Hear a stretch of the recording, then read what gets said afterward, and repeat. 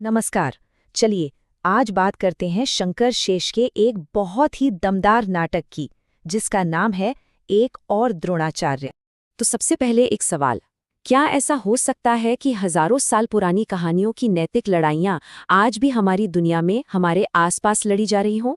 जरा सोचिए। शंकर शेष का 1977 का ये नाटक एक और द्रोणाचार्य बिल्कुल इसी सवाल की गहराई में उतरता है।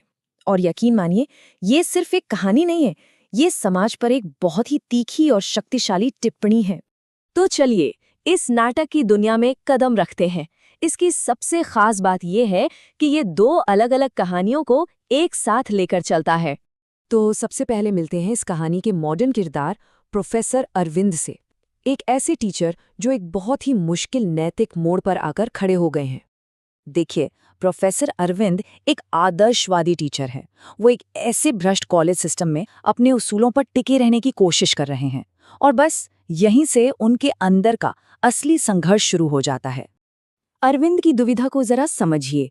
एक तरफ है उनके अपने सिद्धांत कि भाई ईमानदारी से चलो, टैलेंट को इनाम दो, और दूसरी तरफ है सिस्टम का दबाव कि पावरफुल लोगों को खुश रखो और जो गलत हो रहा है उसे अनदेखा कर दो।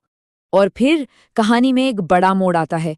कॉलेज प्रेसिडेंट का बेटा है राजकुमार, जो नकल करते हुए पकड़ा जाता है, और विमलेंदु, जो एक बहुत ही ईमानदार और होनहार स्टूडेंट है, वो हिम्मत दिखाकर उसकी रिपोर्ट कर देता है।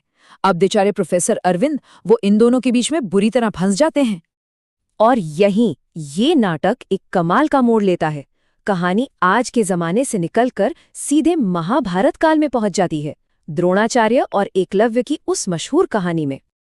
अब इस कहानी को समझने के लिए एक शब्द समझना बहुत जरूरी है, गुरु दक्षिणा।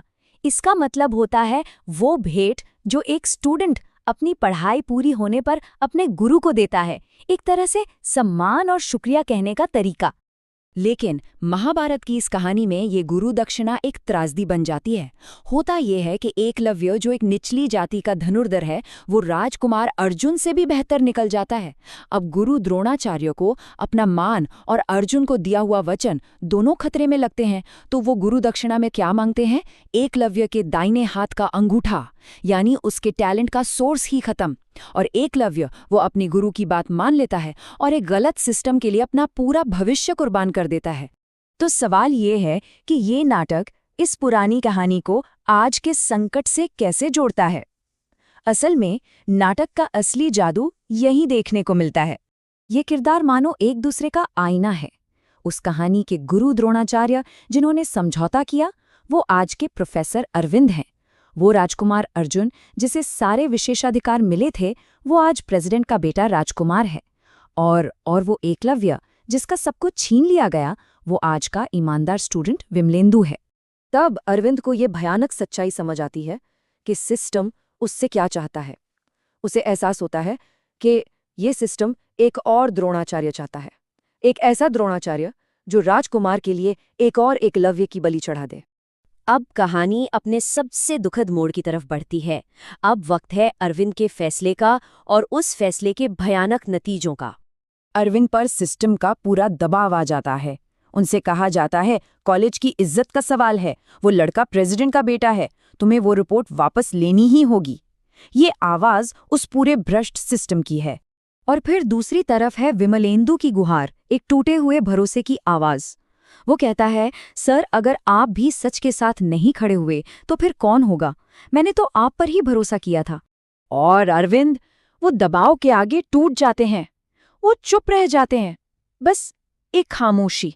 और यही खामोशी उनका फैसला बन जाती है।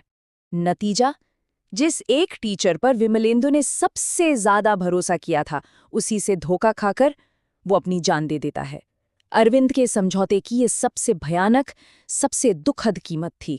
और इसी के साथ अरविंद के सारे सिद्धांत, सारे उसूल मर जाते हैं। वो एक और द्रोणाचार्य बन जाते हैं। इतिहास एक बार फिर खुद को दोहराता है।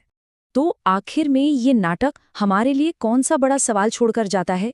चलिए इसके सबसे अहम सबक पर नजर डालते हैं। नाटक की एक लाइन है जो सब कुछ बयां कर देती है, और वो ये है कि हर दौर में ताकतवर लोग काबिल लोगों के अंगूठे ही मांगते हैं। और आखिर में ये नाटक हमें एक बहुत ही बेचैन कर देने वाले सवाल के साथ अकेला छोड़ देता है कि एक खराब सिस्टम में ईमानदारी एक चॉइस है या एक कुर्बानी।